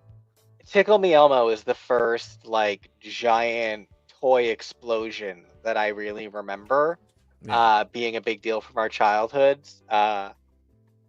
What a weird time that was. Rosie I'll probably- O'Donnell, Koosh Balls. Yes, Rosie O'Donnell and Koosh Balls. I'll probably give it a C. What? I don't know. I just guess nobody in this room has any appreciation for robotics. I'm kidding. But like, you know, it is to me like one of the quintessential toys of our generation. I think it's one of the quintessential toys of the next generation. Yeah, exactly. I was too Or of old that- for it, and or my of next that, set of cousins were too young. Or of that elder millennial, younger millennial divide. Like if you were, Yeah. you know, we were born in 85. We were too old for this. But if you were born in 92, 94, sure. And that's even my point. Like, you know, a generation is usually like 20 years. It's Oh, 15. Jesus. Tori, what a mistake not having you on to make that comment drunk on air with me. I'm not drunk, but like it would be really fun to be drunk with you. As Tori said, yes, Tickle Me Elmo is the cats of toys, which means it has merits, but is also way overhyped. And so annoying. You know, I just think that like there was something about this era, like you're pointing out, Kevo. There was like a really strong vibe of, and I hate to say it this way because it's not going to sound exactly how I mean it, but like there was this idea of we can okay the old Navy commercialization of Christmas. It was sort of like, yes, Virginia Madsen, there is a Santa Claus at Macy's. Like there was a sort of weird way that we transitioned this period of time of commercialism and like kind of okayed it. The idea that we had entered a period where Tickle Me Elmo was the height of expensive commercialism when Elmo was part of the Children's Television Workshop public access broadcasting lineup. There really is a dichotomy where this character, this identity, represents a shift point for the American zeitgeist. And I think that's for me why I'm so positive on this toy, not just because it was, you know, and I'm admittedly talking about Riverdale Heights. So I'm not exactly talking about every town in America. But, you know, there really was a period of time where this was the moment, you know?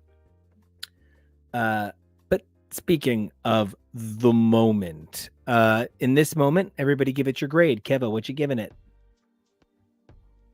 You shamed me for saying we've all given our grades now. Oh, well, it's still up. I'm just trying to keep us moving. Because you were talking. Yeah. You nut. A, B, C. We're good. Let's go to the next one. No, not I guess I'm gonna give it a B. Nut. All right, I'm going to be really honest with you. You guys can shame me because I'm not going to make the same mistake on the next one. This is an S. The virtual pet represents the idea that you could convince kids that they should never be away from their digital device. This was the Huh. moment that you convinced kids that they needed their cell phone, that they could do Doesn't that make it multiple a things. D? No, it makes it an S for cultural moment. Like it really is a demarcation. It came down to like Tamagotchi versus Nano Baby versus Gigapet. I'll be honest, the Gigapet did come into my life toward the end of the cycle, but my Nano Baby, my clear white Nano Baby, was my whole world. I never let him out of my sight. I loved my Nano Baby. I feel like they ultimately did come to have other features like calculators and like dumb little shit, and Yeah. tons of toys in that same vein did exist, like little handheld gadgets. Like, everybody had like a little thing that flipped open and you were Inspector Gadget, and it also had a dictionary and it had a calculator, and like, there were lots of those like $15 toys. The reason I think I the reason I think it's an S is because it changed everything. hated the name Nano Baby though. Like of all Yes. the varying names, Gigapets was a good one. There Nano was Baby, Nano I Dog, hated. Nano Cat, and Nano Baby. It's a little too Nano Baby. Like I don't like it. I don't like it at all. Polar Knights. I hated this toy.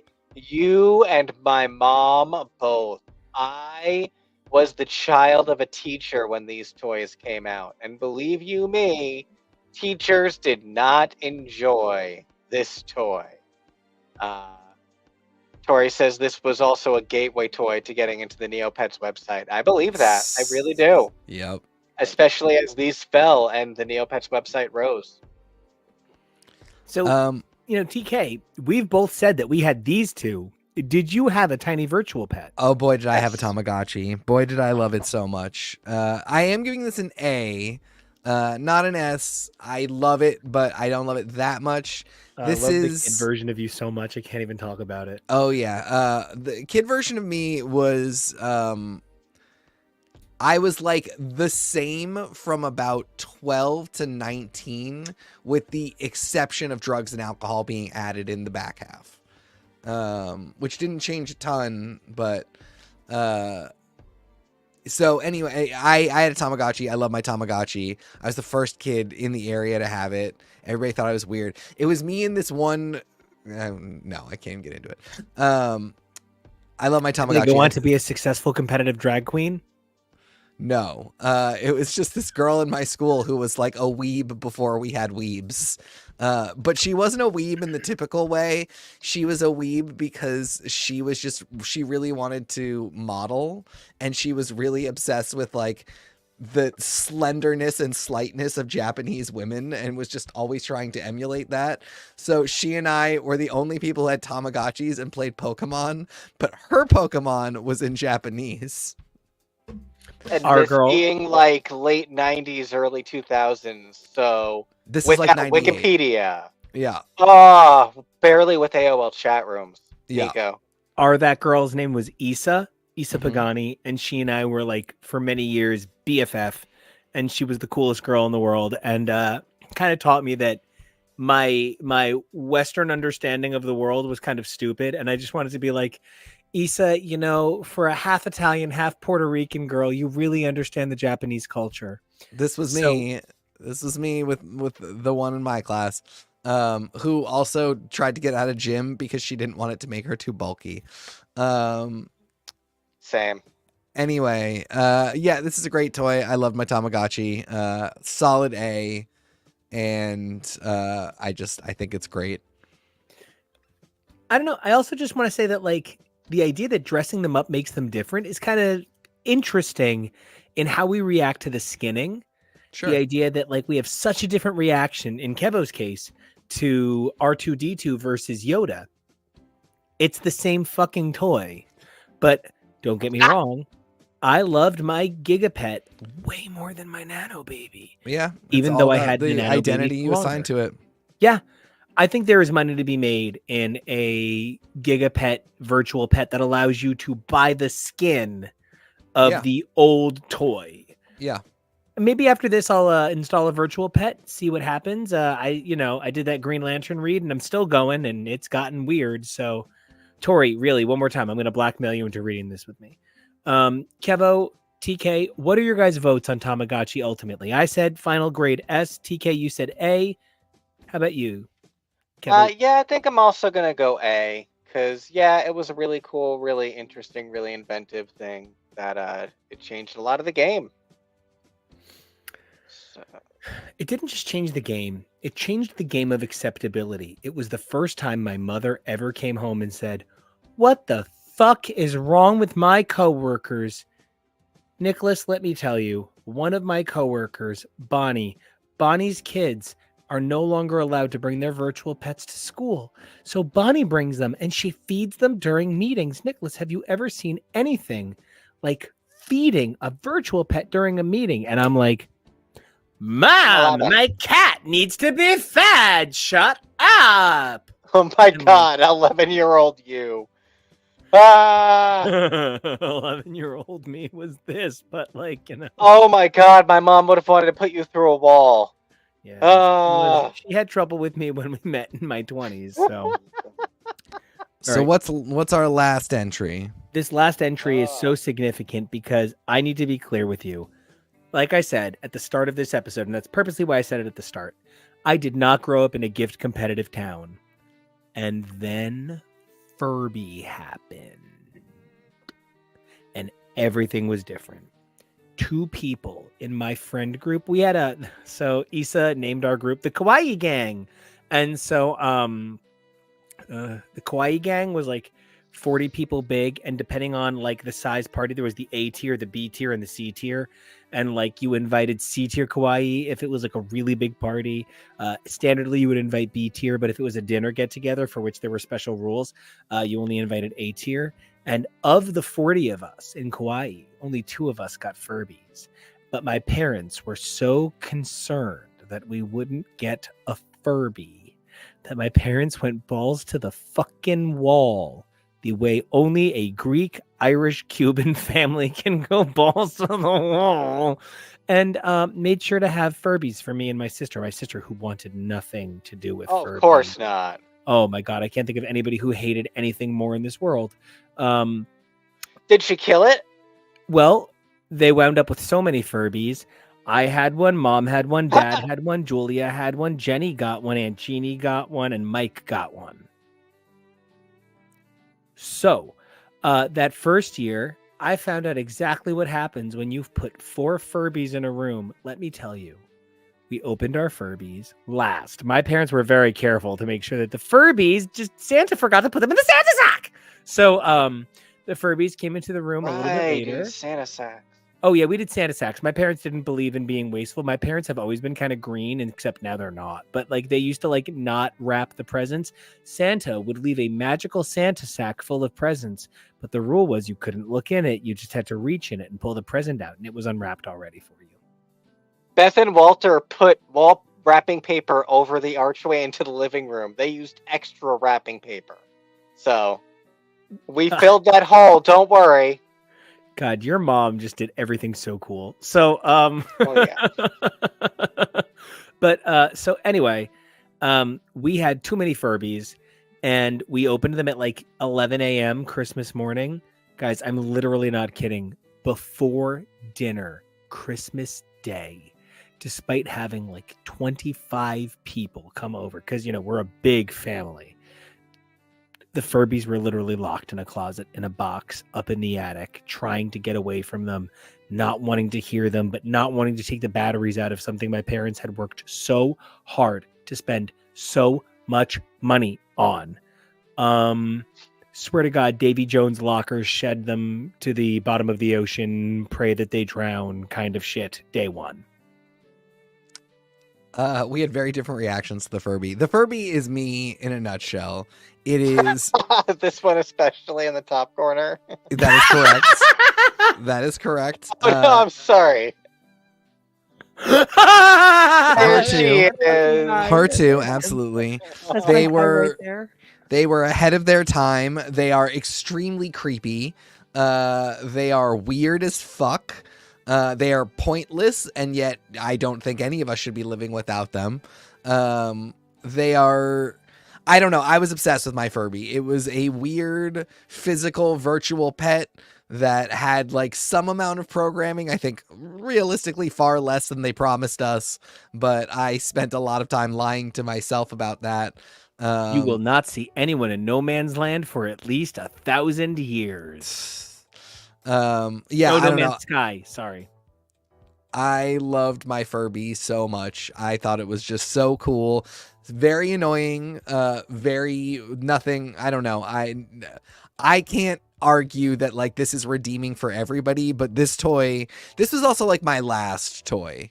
I'm like 13 when Furby comes out. This is like kind of it. After this, Christmas presents start being more like clothes. And this one's practically a robot too, so even at that age, you can kind of justify like it's doing stuff. Right. And I love a robot. I really do. I thought this was such a great toy. My vote is S. This is my third S ranking. I thought Furby was just way ahead of its time and really cool. And I think we could have expanded on the technology for years if we'd all just kind of opened our hearts to the weirdness of it. I gave it a B because even though I thought it was so annoying that I locked it in the attic, what it represented, it's the same way I said Tamagotchi deserves an S. It represents such a big leap forward. It's kind of weird not to acknowledge it. I want to give a shout out to this story from Tori. Her sister's friend's mom hid a Furby and called her mom to tell her where it was. And think about the context. This is 1998. So she hid it and probably went all the way home from the mall and called Tori's mother on a landline to tell her where she hid this Furby in the mall. Insane. Wild, wild west. Respects. I did not have one of these. If I had to guess, Beth probably thought it was a demon. Yeah. She probably hated these just as much as, if not more than the Tamagotchi. Yep, for sure. For it being a chirpy little robot that distracted children. Poor teachers, the things that all of these toys did to test all of their patience. I kind of wanted one, but I also found them a little odd. I see that red one with the white tummy. I probably would have wanted one like that. Probably one that was a little less jarring of a color dynamic. If you look at the one fourth row on the very end, that's what mine looked like. I don't know what that means. That could go in any direction. No. Columns are from the top, rows are from the side. I don't know that. I'm an idiot. Fourth row, fourth column, 4-4. Okay, well then 4-4 either way. 4-5. I know 4-6. I can't count. All right, it doesn't matter. It doesn't matter. I'm clicking on it with my mouse, but you can't see. Kevo, what's your vote? I will definitely give it, like everyone else. I see where this is a super cool, very influential thing. And, things like this still exist. I remember my nieces wanting that egg thing a few years ago, whatever that was. So, yeah, B. Because, frankly, they haven't come much further. So, they really have not, which is a huge bummer. They should be a highly advanced, iterated Like when we saw that Teddy Ruxpin with the screens for eyes, I was like, damn! Tamagotchi, you have failed. Or Furby, you have failed. Yeah. I don't know what the egg is. Maybe I'll ask my sister. Who knows? But so I'll give this a B just for, wow. Influential. Fair. And what are we at currently? Guys, we've done it. We've, well, let's look at total results. Total results. This. All right. So it looks like we have a number of S-class overalls, which is Star Wars, Transformers, Power Rangers, Tamagotchi, and Furby. It's good to know that, I did not give Furby an S, but it averaged up to 1. That's really fascinating, and it really helps us understand how, this website, Tier Maker, it's amazing. You want to be able to interact with your audience via comments because, look at how amazing the comments have been from Polar, from Tasty, from Tori. It's incredible to get to interact with your audience, but having the opportunity to not just see your audience's total thoughts, but the total thoughts of people who you might not interact with on the regular. They might not be, confident commenters. That's really interesting. It really shows us how our audience feels about My Little Ponies deserving a D. Wow, yeah, they really were the only one. That's amazing. Listen, that's not our fault. Nope. It's also really interesting that He-Man does not have the power. No. It turns out that He-Man is a Seaman and is way diggity down there. But, some things kind of make sense. Teddy Ruxpin is an A. Simon is a B. Rubik's Cube is a B. Jenga is a B. I think that those represent the 3 games, essentially. And they got Bs. Yeah, gaming gets a B. But, guys, I've really loved this episode. How about you? Oh yeah, I had such a blast, and this tier is up for a week. I was gonna ask. Awesome. I'm going to. I've saved the original results as of today, and I'm excited to encourage people to go do their rankings a little bit more, and I'll be interested to see what we get for any future votes if we get any big changes. I can't wait to see it. Yes. Honestly, my number one from this whole list, I guess, is going to be Power Rangers toys. I guess very few things influenced me the way Sentai and the influence of Eastern storytelling has over the years. So I'm really grateful for Power Rangers. TK, how about you? I think my top one is probably Furby.